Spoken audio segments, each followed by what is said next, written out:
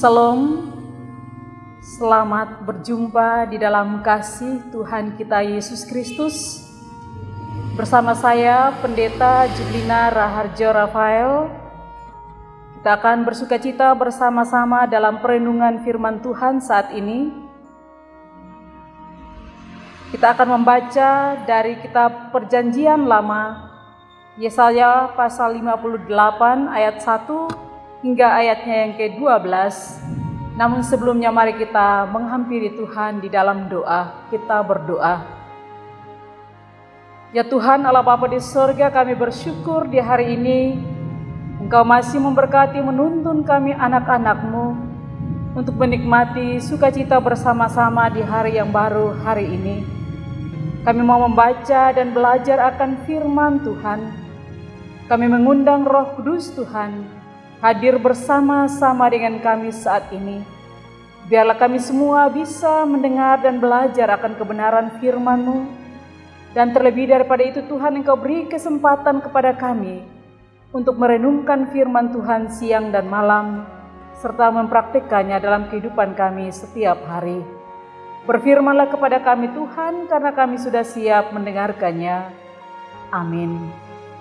Yesaya pasal 58 ayat 1 sampai ayatnya yang ke-12 yang berkata demikian. Kesalehan yang palsu dan yang sejati. Serukanlah kuat-kuat, janganlah tahan-tahan. Nyaringkanlah suaramu bagaikan sangkakala. Beritahukanlah kepada umatku pelanggaran mereka, dan kepada kaum keturunan Yakub dosa mereka. Memang setiap hari mereka mencari aku dan suka untuk mengenal segala jalanku. Seperti bangsa yang melakukan yang benar dan yang tidak meninggalkan hukum Allahnya. Mereka menanyakan aku tentang hukum-hukum yang benar. Mereka suka mendekat menghadap Allah, tanyanya, mengapa kami berpuasa dan engkau tidak memperhatikannya juga? Mengapa kami merendahkan diri dan engkau tidak mengindahkannya juga? Sesungguhnya pada hari puasamu, engkau masih tetap mengurus urusanmu, dan kamu mendesak-desak semua buruhmu. Sesungguhnya kamu berpuasa sambil berbantah dan berkelahi, serta memukul dengan tinju, dengan tidak semena-mena. Dengan caramu berpuasa seperti sekarang ini, suaramu tidak akan didengar di tempat tinggi. Sungguh-sungguh inikah berpuasa yang kukehendaki, dan mengadakan hari merendahkan diri.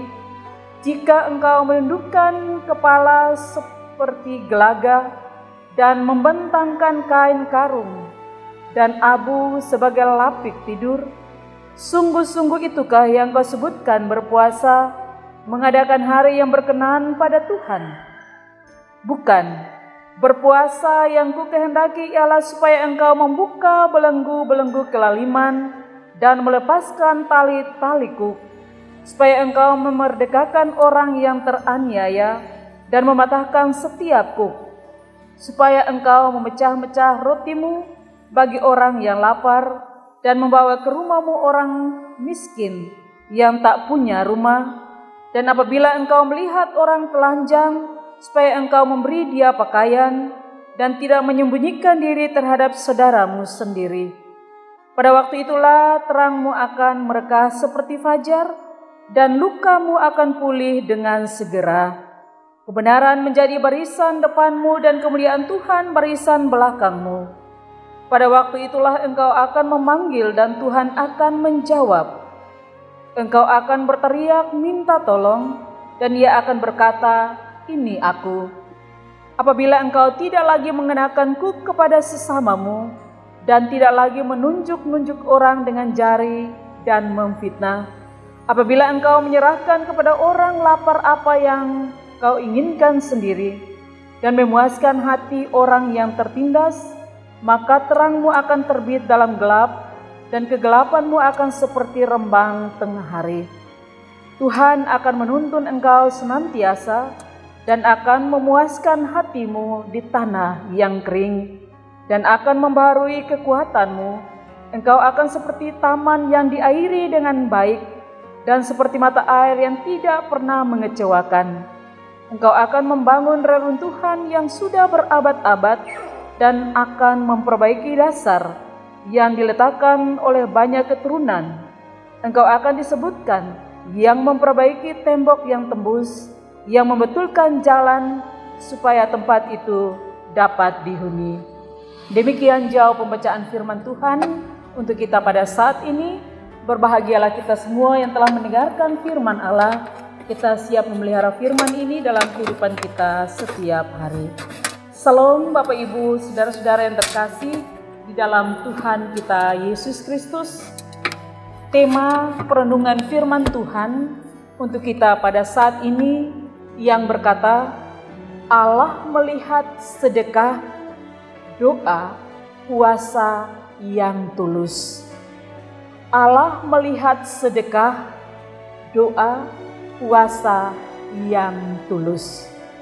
Bapak Ibu, saudara-saudaraku yang dikasihi Tuhan Yesus Kristus, apresiasi yang diberikan kepada seorang anak ketika ia melakukan sesuatu yang baik dan benar, baik berupa pujian ataupun hadiah oleh orang-orang yang ada di sekitarnya.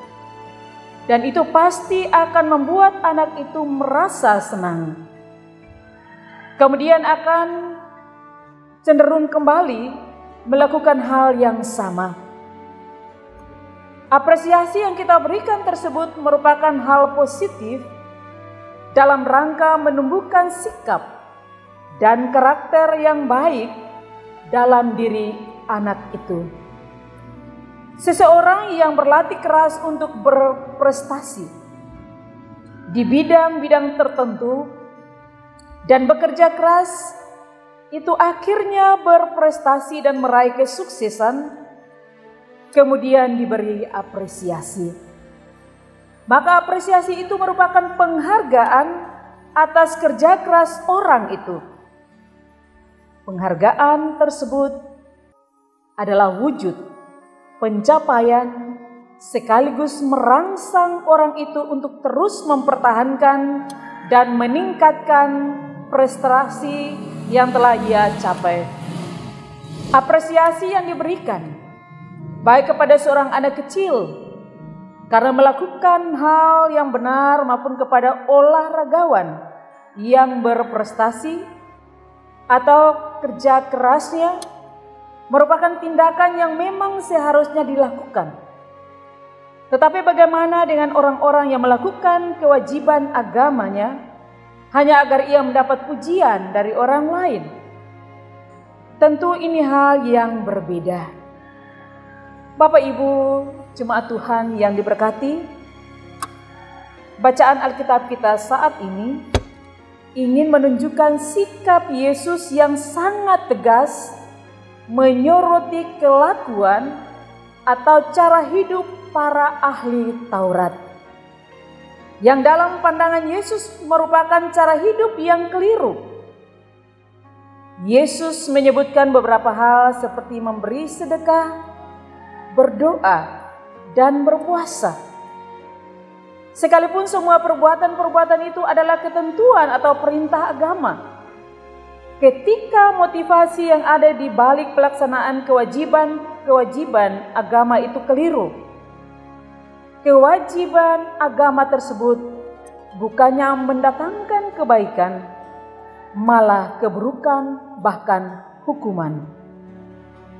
Bersedekah, berdoa, maupun berpuasa merupakan kewajiban agama, atau lebih tepatnya tindakan-tindakan yang diinginkan oleh Tuhan sendiri untuk dilakukan, akan menjadi keliru ketika orang melakukannya itu semua dengan motivasi pamer, yaitu supaya dilihat dan dipuji orang.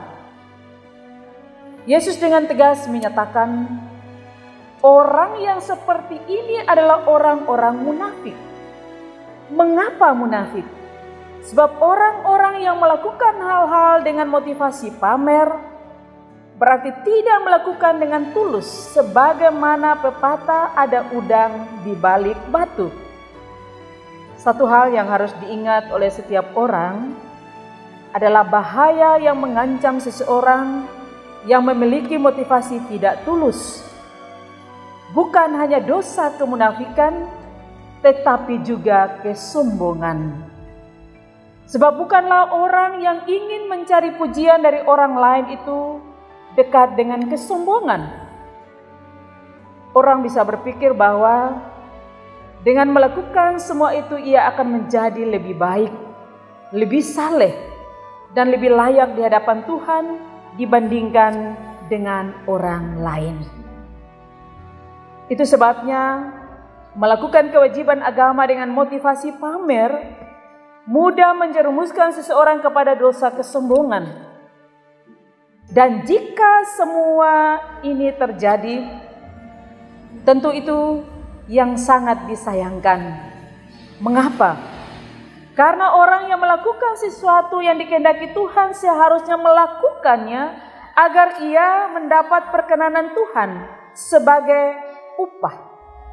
Tetapi karena motivasinya yang keliru, yang didapat hanyalah pujian dari orang lain, bukan dari Tuhan. Dia lebih senang dipuji kalau dia memberi, pamer, malah dia bisa mempublikasikannya lewat video, YouTube, dan sebagainya. Bahwa dia siap memberi kepada siapapun juga, tetapi dengan catatan dia memberi dengan cara memamerkan apa yang dia beri kepada orang lain. Artinya, ada unsur-unsur juga nilai-nilai kesombongan itu yang dia pamerkan. Bahwa dia bisa melakukan itu, dia hebat dan dia bisa memberi kepada orang ketika mereka dalam kesusahan. Jika semua itu terjadi, tentu itu sangat disayangkan. Karena orang yang melakukan sesuatu yang dikehendaki Tuhan seharusnya melakukannya agar ia mendapat perkenanan Tuhan sebagai upah. Tetapi karena motivasinya keliru, yang didapatnya hanyalah pujian dari orang lain. Orang Kupang bilang dia lebih senang makan puji. Kalau bahasa daerah di Kupang, rote pak ekoa. Artinya kalau dia memberi harus dipuji, disanjung. Maka apa yang ada padanya dia akan keluarkan semua dan memberi kepada orang. Sebentar berdiam, berbicara sendiri dan menceritakan kepada orang bahwa dia sudah memberi dari apa yang dia punya. Dia bisa menyampaikan dan keliling semua tempat. Dia menyampaikan bahwa dia sudah bisa memberi. Padahal dengan dasar kesombongan yang dia terapkan dalam hidupnya dengan cara memberi. Jika kita hidup dan melakukan segala sesuatu tanpa perkenanan atau tidak dikehendaki Tuhan, bukankah semuanya itu akan menjadi sia-sia? Bapak, Ibu, saudara-saudara yang diberkati Tuhan, ada banyak hal baik dan juga positif dalam kehidupan kita yang harus kita lakukan. Tetapi hendaknya kita berhati-hati. Jangan sampai sesuatu yang baik dan positif memang harus dilakukan itu dan akhirnya berujung pada keburukan karena motivasi kita dalam melakukan hal itu salah. Tuhan Yesus telah mengajarkan dan mencontohkan kepada kita bahwa setiap kebaikan dan setiap kebenaran yang dilakukan benar-benar menghasilkan kebaikan dan tentu saja perkenanan Allah, yaitu melakukan dengan ketulusan. Kalau sesuatu dikerjakan dalam kondisi paksa atau kerja-kerja saja supaya orang tahu bahwa kita bekerja tanpa ketulusan yang ada di dalamnya, maka sia-sia juga apa yang kita kerjakan. Dan hasilnya pun tidak bisa dinikmati dan kita tidak bisa disebut sebagai anak-anak yang diperkenankan Allah. Bapak Ibu kekasih Tuhan, bersedekah, berpuasa, dan berdoa adalah perbuatan-perbuatan yang baik yang dikehendaki Allah untuk kita selalu melakukannya kapan saja, dalam situasi dan kondisi apapun. Mari kita selalu melakukan pelayanan-pelayanan itu dan kita bisa menikmati kasih karunia dalam kehidupan kita. Ketika hal-hal itu kita lakukan dalam ketulusan, kebaikan dari Allah juga yang akan kita dapatkan. Mengapa? Karena manusia melihat rupa atau apa yang tampak oleh mata. Sedangkan Tuhan melihat hati.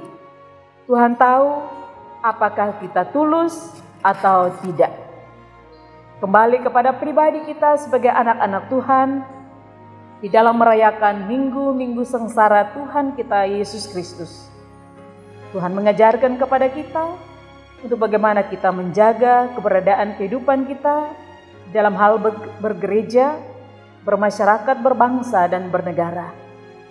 Sisihkanlah berkat-berkat Tuhan yang ada pada kita, dan biarlah kita bisa memberi dengan ketulusan.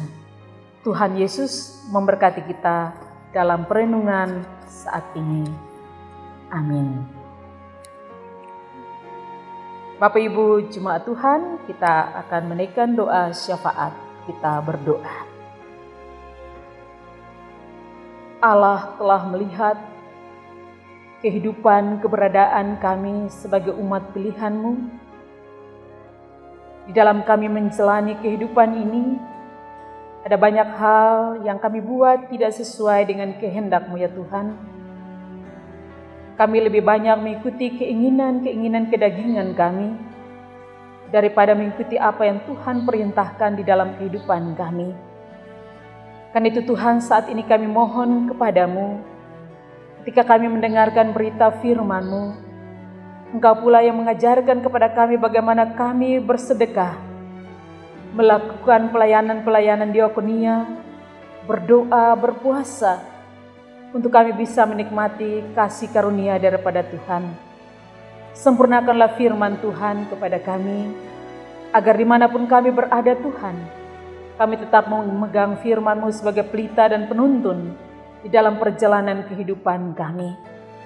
Saat ini kami berdoa buat bangsa dan negara kami. Dalam berbagai persoalan kehidupan kemelut yang kami alami, kami percaya Tuhan Engkau akan memberkati semua pemimpin-pemimpin kami.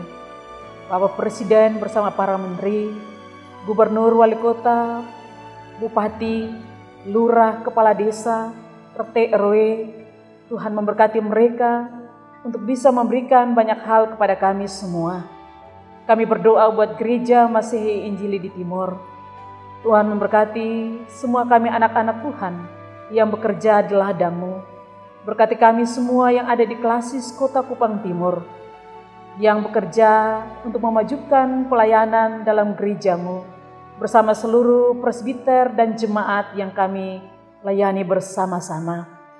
Berkati seluruh jemaat dalam pergumulan kehidupan mereka, baik sebagai pegawai negeri, sebagai petani, sebagai nelayan, tukang ojek, anak-anak yang masih bersekolah maupun dalam pertumbuhan perkembangan. Tuhan berkati kami semua dengan cinta-Mu, dengan cara pandang Tuhan melihat keberadaan kami, menjauhkan kami dari tantangan sakit, penyakit, penggoda, dan pencobaan. Bahkan virus corona yang sampai hari ini, yang membuat anak-anak Tuhan masih berada dalam ketakutan.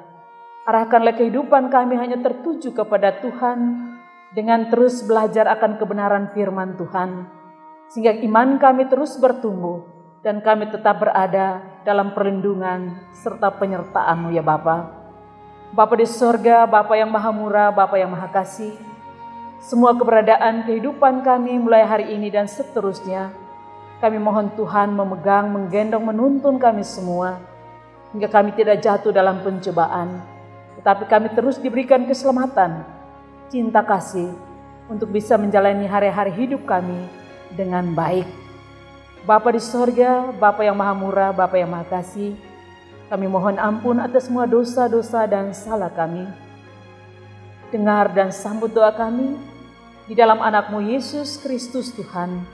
Kami berdoa, kami bersyukur hanya kepada Bapa di sorga. Amin. Bapak Ibu kekasih Tuhan, demikianlah perlindungan dan kegiatan pelayanan kita saat ini. Tuhan memberkati kita semua. Salam.